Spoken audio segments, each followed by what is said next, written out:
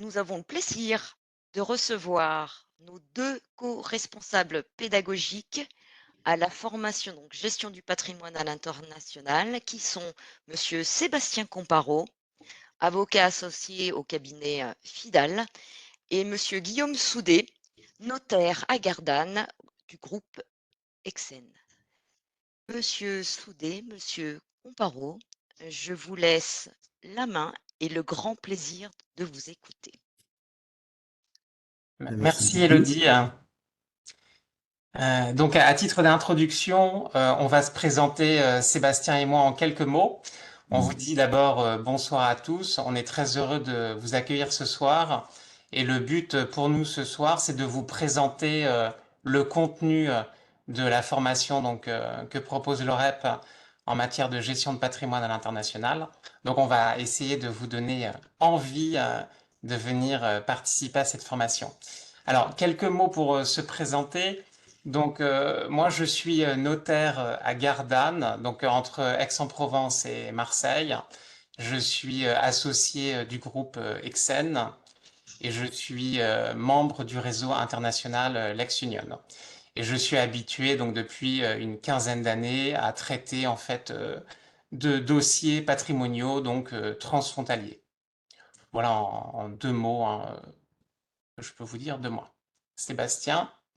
Oui, bonjour à tous. Donc Sébastien Comparot. Moi, je suis donc avocat associé au cabinet Fidal à Paris, donc qui est un cabinet de droit des affaires, mais qui présente la particularité d'avoir un département spécialisé en droit du patrimoine. Et donc, je traite depuis effectivement une quinzaine d'années des dossiers patrimoniaux et notamment des dossiers avec un contexte international. Donc vous voyez, Sébastien est avocat, moi je suis notaire. Ça fait un petit peu partie de l'esprit de ce diplôme de vous présenter en fait différents prismes d'approche. Et on reviendra, c'est quelque chose qui nous tient à cœur dans ce diplôme. Voilà, donc on a la chance tous les deux d'en avoir repris la responsabilité pédagogique. Donc c'est pour ça qu'on peut vous le présenter ce soir. Donc je pense qu'on peut passer au slide suivant. Je pense qu'il n'y a que toi, Sébastien, qui a le contrôle de Oui. slide. Alors, Élodie, on te donne la parole peut-être pour représenter un petit peu l'OREP. Eh bien, écoutez, avec grand, grand plaisir. J'aurais Ou aimé Jean. passer dans ce cas-là la parole à Jean. Jean, souhaitez-vous nous dire quelques mots sur l'OREP, Jean? Alors attendez, Jean, je vous renvoie l'invitation de son.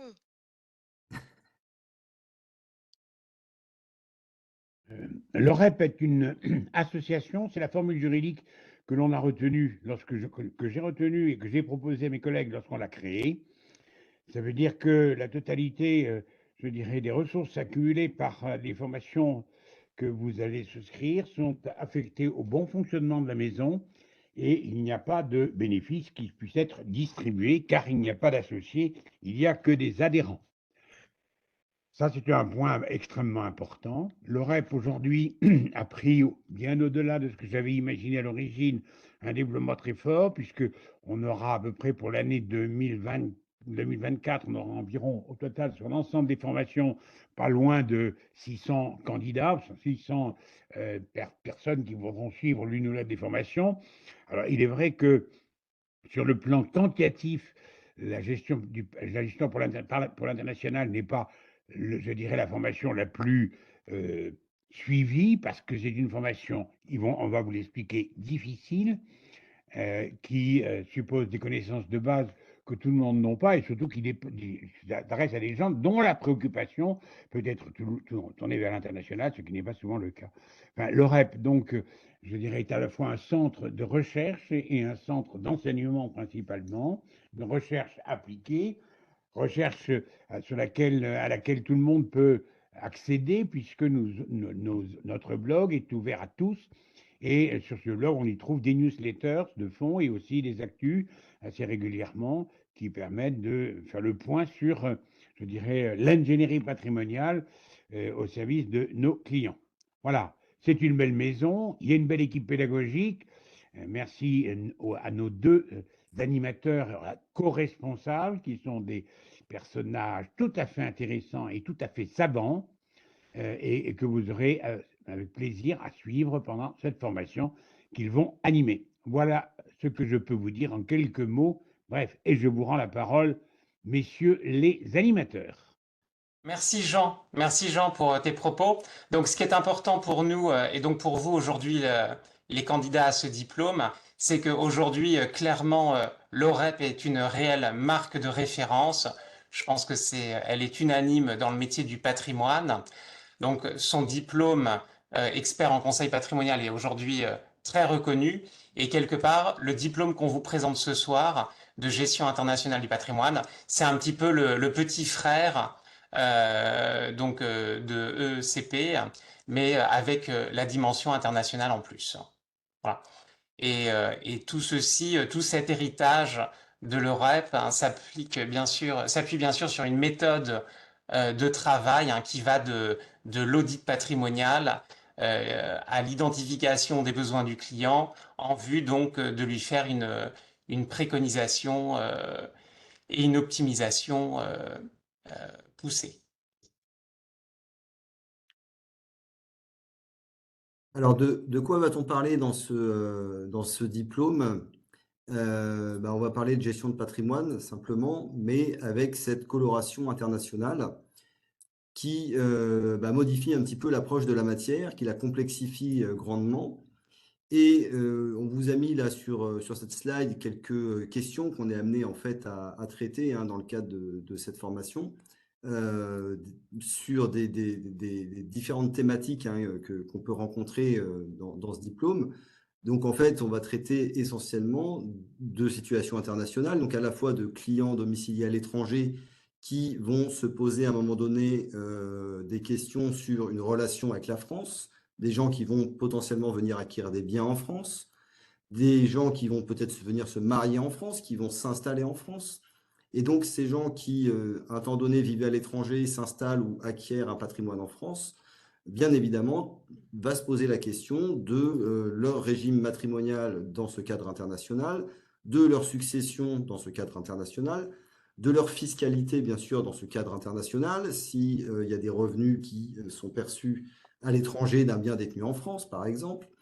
Voilà un petit peu toute cette typologie de questions qu'on peut se rencontrer.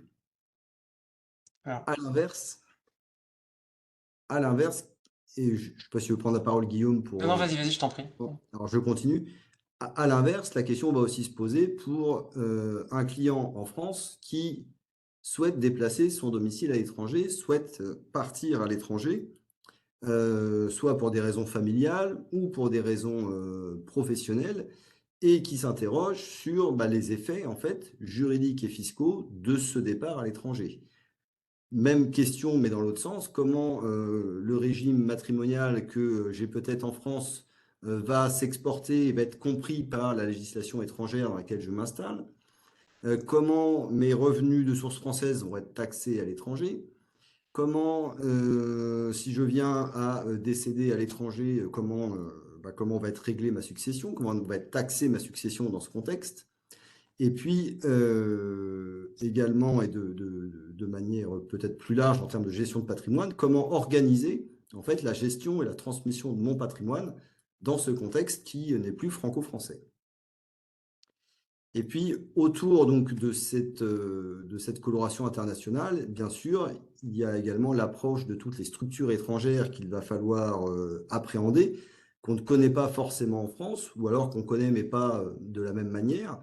On pense au trust qui est, lui, inconnu en France. En France, on a la fiducie, mais qui est quand même quelque chose de très, très limité et très différent.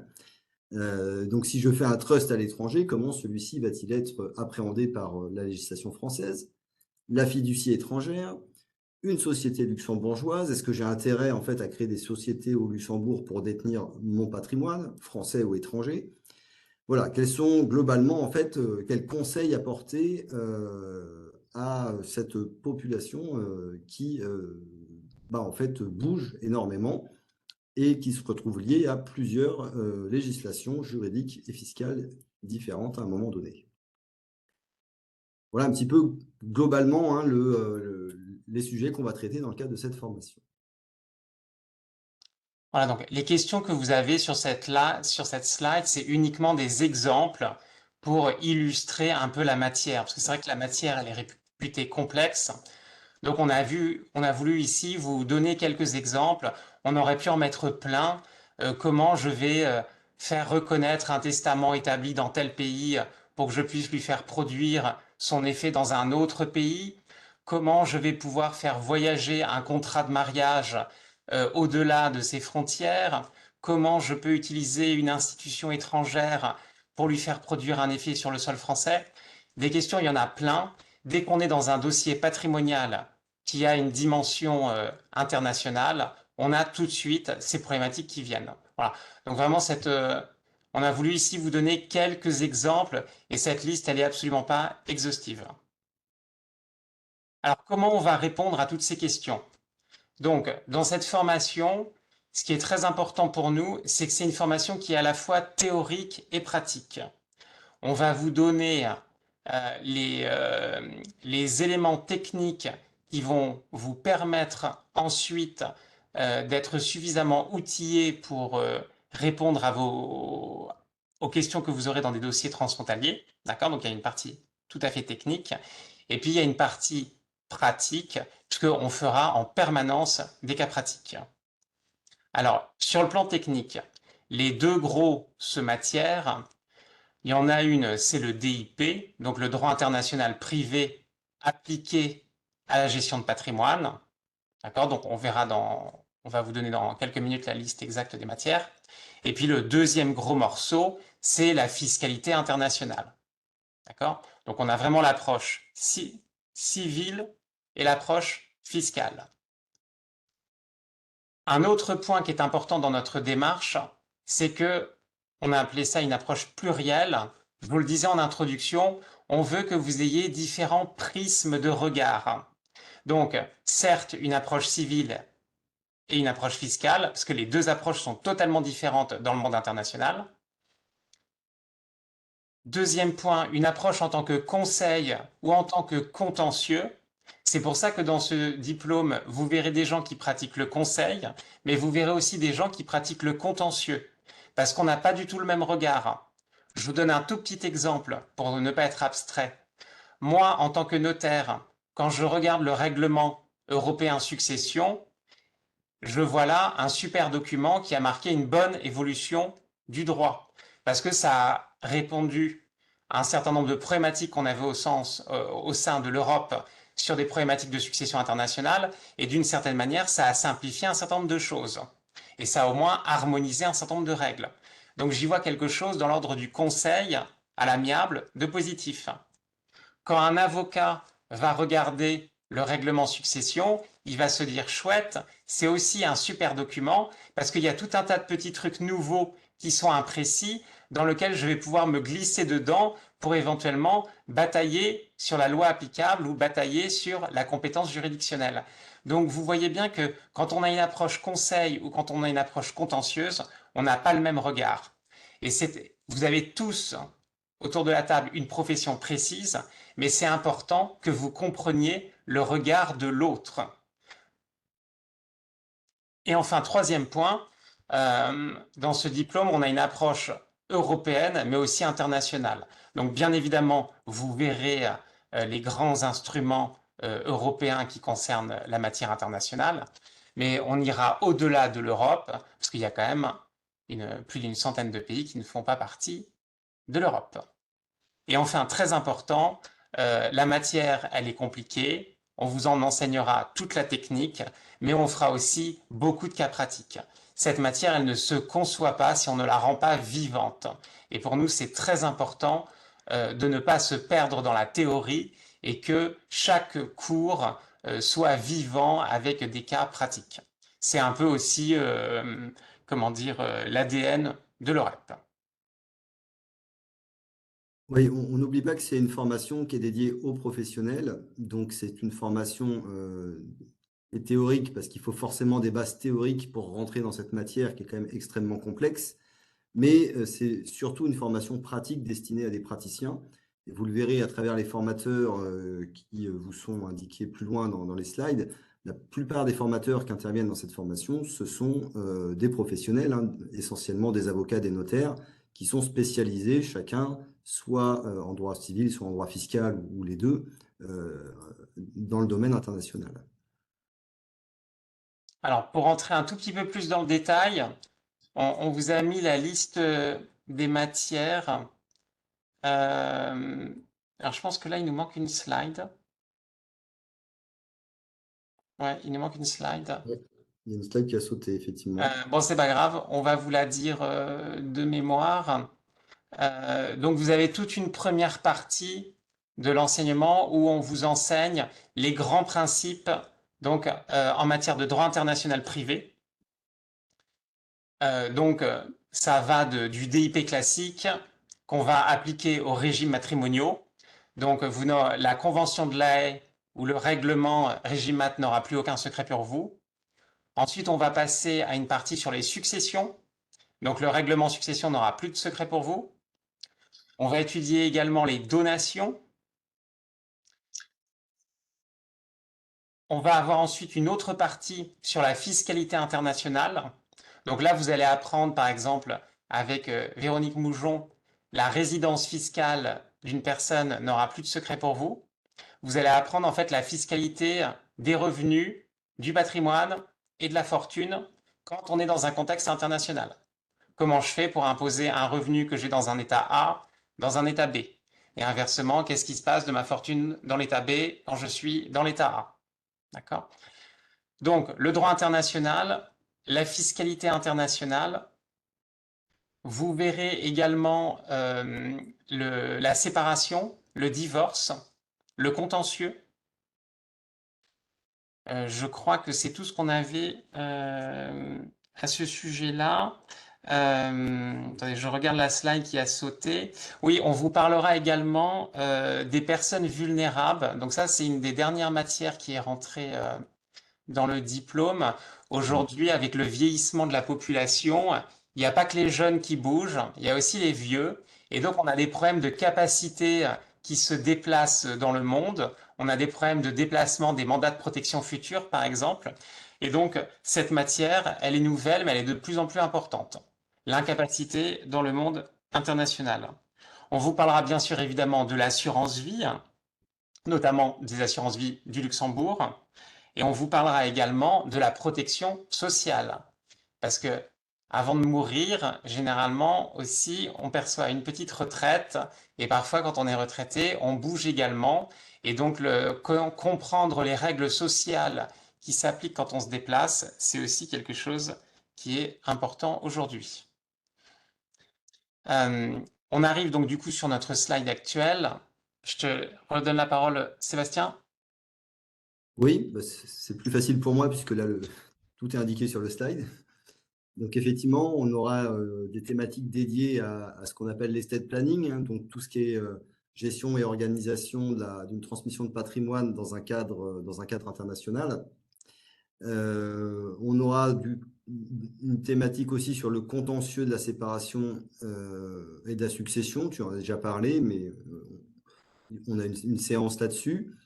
Une séance également sur la fiscalité des sociétés de personnes, qui est un élément un sujet extrêmement complexe en fait dans un contexte international, hein, comment chaque État appréhende en fait la notion de société de personnes et la question de la transparence fiscale qui est pas analysée pareil selon les États. Vous aurez une séquence aussi sur l'abus de droit et la fiscalité internationale. Donc, le sujet de l'abus de droit qu'on connaît bien en droit interne français, voir effectivement quelles problématiques on a dès lors qu'on est dans un contexte international. On aura une séquence sur le trust pour effectivement savoir comment on l'appréhende en droit français, à la fois sur le plan juridique et à la fois les conséquences qu'on en tire, hein, sur le plan fiscal. On a une demi-journée sur la rémunération et protection sociale qui est aussi un élément important à prendre en compte, hein, en termes de délocalisation, savoir comment on est taxé, est-ce que la protection sociale suit dans les pays où on s'installe. Et puis, donc, vous aurez encore une fois une séquence sur le contrat luxembourgeois, donc les spécificités du contrat luxembourgeois. qui est quand même un outil très usité quand on se déplace un petit peu. Et puis, vous verrez ensuite, alors, vous aurez une petite séquence avec Madame Révillard, qui est un peu la spécialiste du droit international privé en France, qui intervient une demi-journée sur de l'actualité ou des choses qui sont un petit peu essentielles en la matière. On aura 2 séquences de droit comparé. Donc ça, c'est un point important. C'est un diplôme qui ne traite pas de pays en particulier. Ce qu'on va traiter, nous, en droit international privé au sein de ce diplôme, c'est la vision française de gens qui s'installent à travers le monde, mais sans avoir spécialement un focus particulier sur comment ça se passe en Espagne, en Angleterre, aux États-Unis, etc. Même si évidemment on va retrouver au travers de cas pratiques quelques illustrations. En revanche, en termes de droit comparé, on aura quand même une séquence avec un notaire suisse qui est Julien Schlappi qui intervient avec toi et Guillaume sur une journée. Et puis on a également un deuxième sujet de droit comparé. Alors je ne sais plus quel pays est concerné. Alors, je rebondis. En fait, l'idée, comme le disait Sébastien, du droit comparé, c'est toujours pareil, de vous montrer un autre prisme que le nôtre. Pendant toute l'année, vous allez avoir un prisme français, du moins européen. Et donc, de temps en temps, c'est intéressant de comprendre que toutes les solutions qu'on vous donne, elles sont relatives parce qu'elles sont valables dans votre ordre juridique, mais on ne sait jamais si ça sera reconnu sur place. Donc, à un moment donné, si on veut aller au bout de notre raisonnement, il faut qu'on aille sur place, à l'étranger, voir si le regard est le même. Donc, c'est ça l'intérêt du droit comparé. Donc, on va le faire au sein de l'Europe toute l'année, d'accord? Et on vous donne 2 grands exemples de hors Europe, donc un avec la Suisse et l'autre c'est avec le Royaume-Uni et les États-Unis. Ah oui. L'idée c'est toujours pareil, que vous ayez un autre regard que celui que vous avez naturellement. Et enfin pour terminer, on a en fait 2 grands cas de synthèse, donc un à mi-parcours dans l'année et puis un à la fin de l'année, où là en fait on fait vraiment un cas très... Alors des cas pratiques on en fait tout le temps, vous l'avez compris, mais là on fait vraiment une journée entière, un énorme cas pratique, donc comme sur une situation réelle, pour vraiment voir de façon confondue le régime mat, la succession, les revenus, la fortune, la protection sociale, la fiscalité, voilà, tout ce qui peut correspondre entre guillemets à une vie réelle ou à un dossier réel. Alors on va vous montrer la frimousse de tous ceux qui interviennent. Bon, alors il y a quelques noms, on va pas vous nommer tout le monde, mais très rapidement, on a quand même Gilles Bachelier, donc que vous connaissez tous en matière d'abus de droit. Donc lui nous parlera de l'abus de droit dans le domaine international. Donc Alexandre Boischer, qui est un éminent avocat qui ne fait que du droit international, lui vous parlera donc du contentieux, des successions et des divorces. Angélique Deveau, qui est notaire chez Chevreux, qui nous parle des incapacités. Philippe Dubois, du contrat d'assurance vie. Bon, Marielle Revillard, c'est vraiment une des... On a la chance d'avoir Jean Aulagnier ce soir avec nous. Marielle Revillard, on peut aussi la mettre dans les pionniers de la matière, donc elle vient nous faire une actualisation. Véronique Moujon, éminente fiscaliste, qui vous fera vous expatrier en respectant les règles. Je ne sais pas quel nom on peut... Oui, Pascal Julien Saint-Amand, voilà, notaire très connu en matière internationale aussi. Jean-Marc Tirard qui nous parlera du trust. Est-ce que j'ai oublié du monde encore? Une Marion très Clap. belle équipe pédagogique. Comment? Et attendez, il y en a que la moitié là. Je crois qu'on a, on a l'autre. Enfin bref, que du beau monde qui a la Exactement. particularité d'être passionné par cette matière. Oui.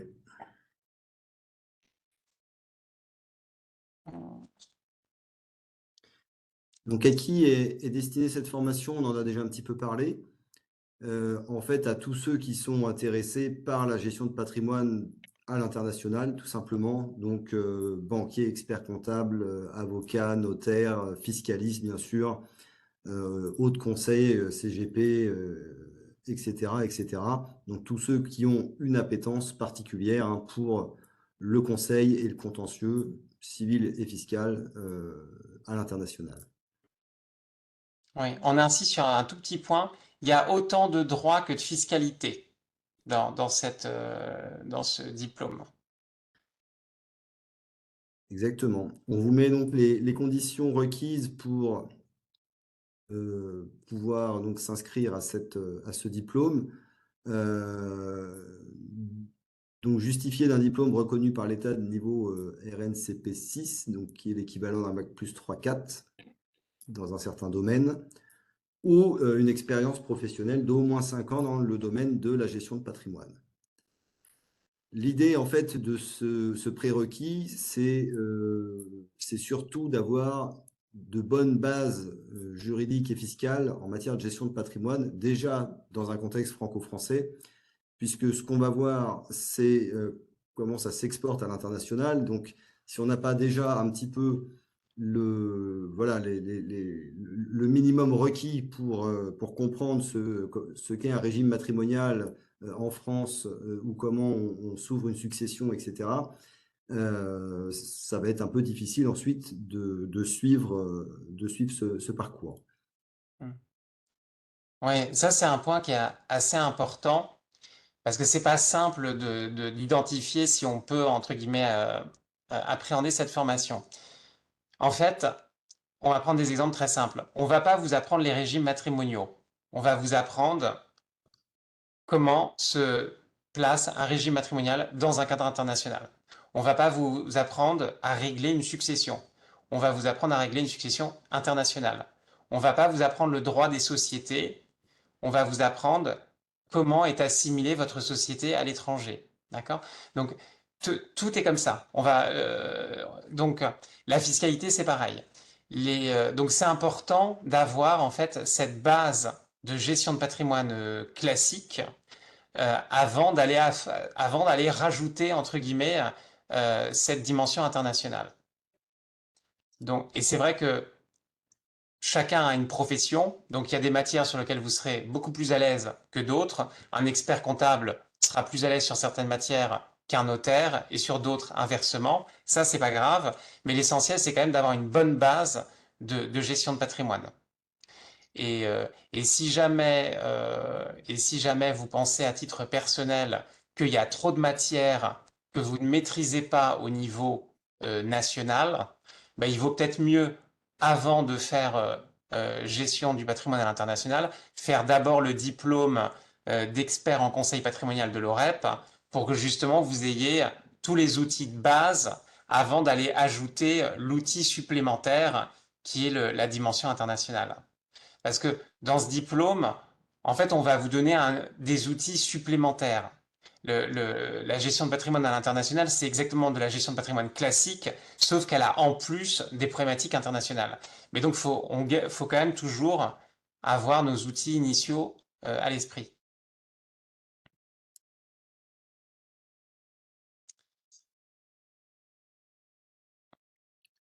Voilà, et on vous indique ensuite quelques informations pratiques sur la tenue donc, de cette formation qui aura lieu donc, sur l'année 2024 à compter du 18 janvier prochain jusqu'au 4 octobre 2024. Donc, pendant plusieurs semaines, plusieurs mois d'affilée, un minimum de 2-3 jours de cours par mois sur les différents mois de janvier à octobre, avec les vacances scolaires au milieu qui ne sont pas concernées, bien sûr. Donc, c'est un total de 20 jours et demi de formation, ce qui représente 143 heures et demie étalées avec une moyenne, donc, vous l'avez compris, 3 jours par mois. C'est une formation qui ne se fait qu'en présentiel et uniquement à Paris. Donc, si vous êtes en province, eh bien, effectivement, il faudra s'organiser pour venir à Paris 2 ou 3 jours par mois pour suivre cette formation. Et pour des raisons pratiques, on a limité le nombre d'inscrits à 25 apprenants pour éviter effectivement ensuite qu'on soit un peu trop nombreux et l'idée étant quand même de rester en petits groupes et de pouvoir échanger et d'être efficace. Et ce donc pour un tarif qui vous est indiqué ici de 5 050 € non soumis à TVA. Et puis peut-être cette dernière information qui est quand même assez importante, sur l'année dernière, parmi tous les inscrits, on a eu quand même un taux de satisfaction de 85 %, donc ce qui est relativement important, pour montrer que les gens ont vraiment, trouvé leur intérêt dans cette formation et qu'ils en sont repartis. On en parle souvent ensuite avec les anciens avec un bagage, je pense, qui leur permet, dans leur quotidien de faire face à toutes les problématiques internationales dont on a parlé.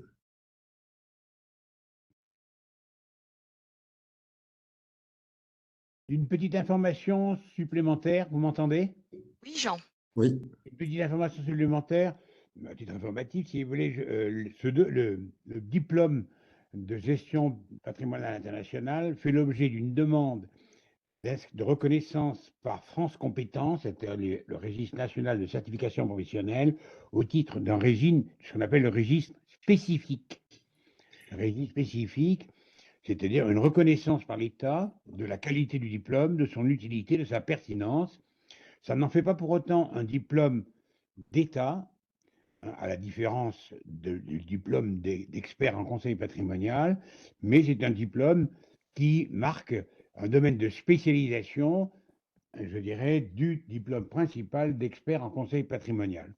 Notre dossier est en cours d'étude, c'est assez compliqué, assez lent et difficile, parce qu'il faut satisfaire un certain nombre de critères. Nous espérons cependant qu'au premier semestre 2024, cette inscription sera obtenue. Pour l'instant, on discute, on débat, on précise, on répond aux observations de France Compétences. Voilà, fermons la parenthèse. Alors, seulement un tout petit détail, c'est que si, si la reconnaissance, l'accréditation est possible, est acquise, la formation serait éligible à ce moment-là qu'on appelle ça, la prise en charge par CPF. le CPF. Voilà. Pour l'instant, ce n'est pas encore le cas, mais on ne désespère pas d'y revenir. Voilà, on vous tiendra informé de l'évolution de la démarche, qui mobilise beaucoup d'énergie, mais c'est comme ça. En France, on est un peu compliqué. C'est bien connu. Je vous abandonne. Merci, Jean. Bonne soirée à tous et merci aux animateurs. Merci beaucoup. Je peux peut-être me permettre de prendre le relais sur cette slide-là, les gars, si vous me le permettez. Donc effectivement, monsieur Soudet et monsieur Comparo vous ont présenté et ont, j'espère, suscité de l'intérêt pour cette formation. Alors nous, c'est vrai qu'on aime à l'appeler la formation de spécialisation. Il y en a d'autres à l'OREP, mais celle-ci en fait partie. Guillaume Soudet mettait un point d'intérêt sur le fait que c'était une formation sur laquelle il fallait déjà avoir un socle solide en termes de compétences et en termes fiscal, civil, gestion de patrimoine, pour pouvoir accéder à cette formation. Alors, oui, je vais vous la valoriser, cette formation, en vous disant que accéder à cette formation de spécialisation aujourd'hui, c'est possible.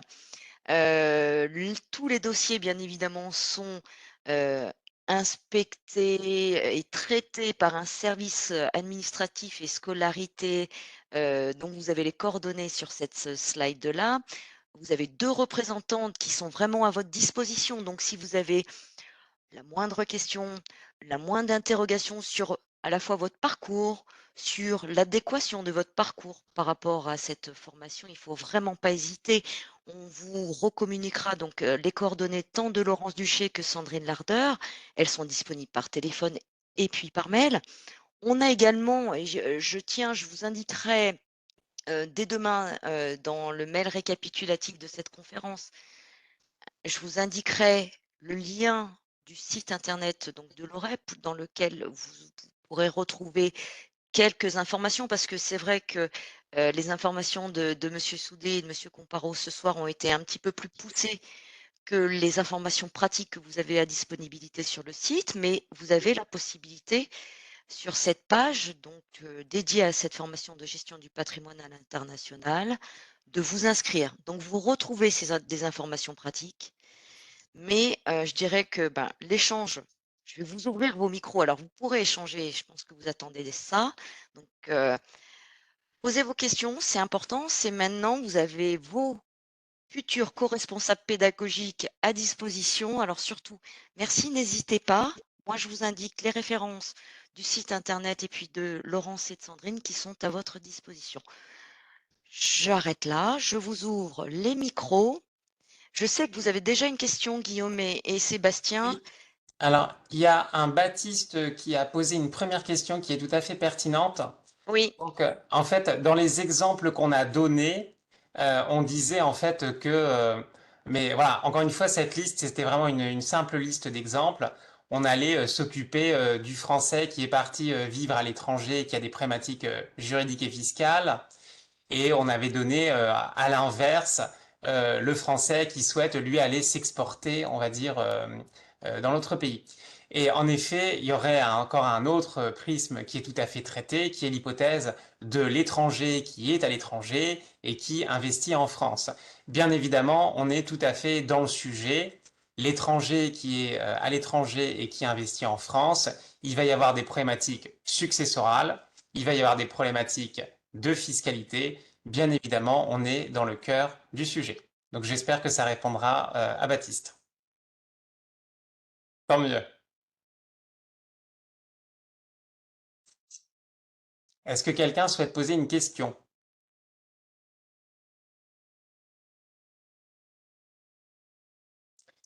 Alors, nous avons Philippe qui nous dit, ce type de formation sera-t-elle disponible au CGPI qui sont basés à l'étranger en webinaire? Alors, c'est une question qu'il faut qu'on voit avec l'administration. C'est vrai que le principe est le présentiel pour une raison principale, hein, c'est que la matière, elle est compliquée. C'est aussi pour ça qu'on veut un petit groupe de 25 maximum, parce que l'expérience montre que si on est trop nombreux ou tout le temps en webinaire, c'est quand même difficile de vous faire passer une matière qui est aussi technique. D'accord? Bon, après, j'ai envie de dire à Philippe, vous pouvez envoyer un message à l'administration et on peut voir si une dérogation est possible, parce que c'est sûr que si vous êtes tout le temps à l'étranger, euh, on peut peut-être faire une dérogation. À voir avec l'administration.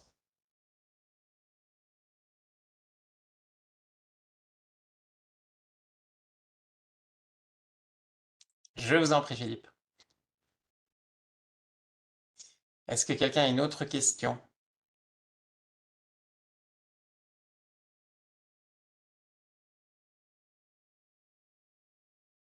je vois des gens hésitants, alors c'est dommage parce que Vous c'est ce avez le soir. chat, sinon le chat permet d'être plus discret si vous voulez pas Oui. prendre la parole. Alors vous avez l'option, sinon coupez vos caméras et on entendra juste le son de votre voix.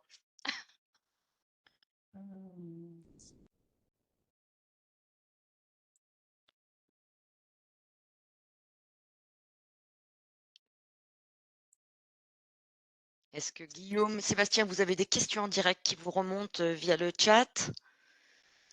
Non, moi via le chat, je n'ai plus de questions. Peut-être juste une question sur les dates, elles sont arrêtées. On a vu que ça allait du mois de janvier au mois d'octobre. Oui. Est-ce que les jours sont précisés ou pas encore? Oui, c'est une très bonne question, Vincent. En fait, comme on est conscient qu'on vous fait déplacer à Paris 2 à 3 jours par mois, en fait, le calendrier, il est fixé très en avance. Il est d'ores et déjà fixé à la date où nous parlons. Donc, on peut tout à fait vous communiquer toutes les dates de toute l'année dès maintenant. Non, c'est vrai que en plus, on devait le dire, Sébastien. Donc, je vous remercie, Vincent, parce que Oui. c'est pour les agendas, vous êtes des professionnels. Donc, on en est conscient et c'est vrai que vous avez un an à l'avance pour vous organiser, puisque les dates sont fixées. Et évidemment, même si ça va de soi, je le rappelle, c'est quand c'est 2-3 jours, c'est 2-3 jours consécutifs, bien sûr, sur la même semaine. Moi, j'aurais une question, mais qui concernera peut-être pas tout le monde. Je suis inscrit à l'ECP pour cette année, donc je passe l'examen le 5 décembre. Moi, c'est une formation qui m'intéresse énormément dans le sens où, avec mon associé, on a une typologie de clients qui peut être basée à l'étranger potentiellement ou qui souhaite s'exporter. Et j'aurais aimé m'inscrire à cette formation, mais j'ai peur déjà de ne pas avoir les résultats de l'ECP avant le 18 janvier. Et le cas échéant, donc, si je suis obligé de repasser des rattrapages, c'est compliqué de faire passer des rattrapages et d'en même temps être sur une nouvelle formation. Donc, bon, je sais pas, je pense pas, je sais pas si vous pouvez répondre à cette question, mais en gros, est-ce que les résultats, on les aura déjà eus et auquel cas, jusqu'à quand on peut s'inscrire à cette formation? Alors, ce qui est sûr, c'est que le fait de vous inscrire ne, ne vous donne pas droit à réussir l'examen de CP, mais en termes de timing, je ne sais pas. Je n'ai pas la réponse. Elodie, je ne sais pas si tu l'as. Alors, j'ai pas la maîtrise des retours, en tout cas des notes, de la date des notes, Parce publication que, des notes. Ce que je peux vous inviter, ou moi, j'indiquerai vos coordonnées donc au service admin pour qu'ils puissent ben, vous s donner des éléments de réponse un petit peu plus précis. Je ne pense pas qu'à la date de rentrée de GPI, les résultats seront, déjà, annoncés, malheureusement. On pourra voir, ça, je dirais, avec le service administratif et scolarité. On parle là de, ben, c'est ce que vous évoquiez tout à l'heure, les prérequis. Vous avez suivi CP, réussite ou non. Bien évidemment, je vous souhaite la réussite et ensuite se dire, heu, poursuivre sur GPI. Si non réussite, voilà, il faut, les dossiers s'examinent. Je vais faire en sorte que le service vous contacte très rapidement, Après, peu à titre importe. personnel, je suis éligible à la formation parce que j'ai déjà un master en droit, mais c'est simplement que, enfin, ce que je voulais dire par Dans là, l'idée de la concordance entre oui, les voilà, plannings, c'est voilà, ça. des rattrapages éventuels. Oui, c'est ça. C'était plus J'entends. cet aspect-là. Ouais, ouais, j'entends. Merci. Je vais me rapprocher du service administratif pour qu'on puisse vous rappeler et puis vous apporter plus d'éléments de réponse. Merci beaucoup. Merci. Je nous, vous on en aura le prie. plaisir de vous retrouver en 2025. Ça, vous aurez Oui, un oui, an de pratique en plus. c'est ça, exactement.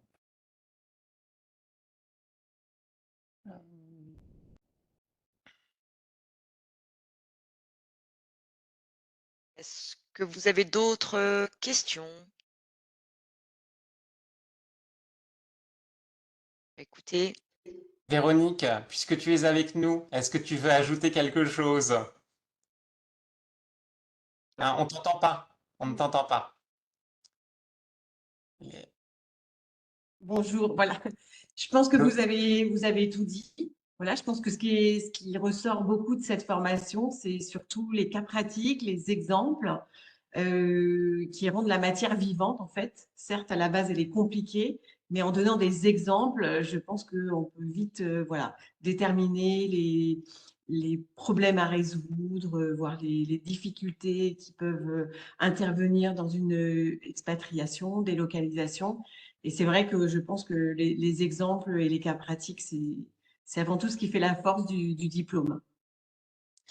Et je rebondis sur toi, Véronique, parce qu'on avait perdu une slide qui notamment te concerne un petit peu, puisque on a oublié de vous dire que voilà, il y a une partie fiscale qui est importante, dont une partie d'ailleurs est assurée par Véronique Moujon.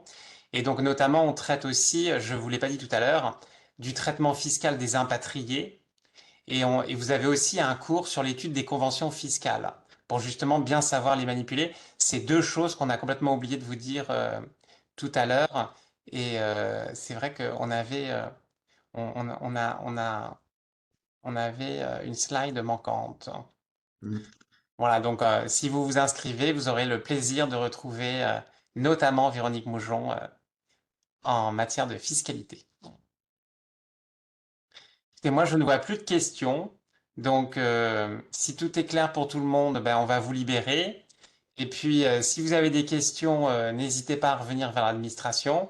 Si vous avez des questions personnelles sur une hésitation, vous, de y aller ou pas y aller, notamment par rapport à ce que vous maîtrisez déjà, Vous pouvez aussi avoir un échange direct avec Sébastien ou moi, d'accord? C'est quelque chose qu'on fait, d'accord? Il y a beaucoup de gens qui s'interrogent de savoir s'ils ont suffisamment de socle pour aller Ouais. ensuite affronter le côté international. Donc, si vous avez besoin qu'on se parle en direct, on vous met à l'aise, hein. Nous, ça ne nous pose pas de soucis. Merci, messieurs, Merci. merci Guillaume, merci Sébastien, merci Véronique d'avoir été tous présents, d'avoir répondu présent. J'espère écoutez, que vous avez été embarqués par les propos des co-responsables pédagogiques, des intervenants ce soir et de Jean Olagnier, qui nous a fait le plaisir de faire un propos introductif. On va se rapprocher de vous en termes administratifs pour certains, en termes d'informations complémentaires dès demain avec le replay et puis différents éléments de communication. Voilà, je vous souhaite à tous une excellente fin de journée, une très bonne soirée. Au plaisir de vous revoir tous. Merci. Merci à tous de votre attention et à bientôt. Merci et bonne soirée. Bonsoir. Au revoir, merci.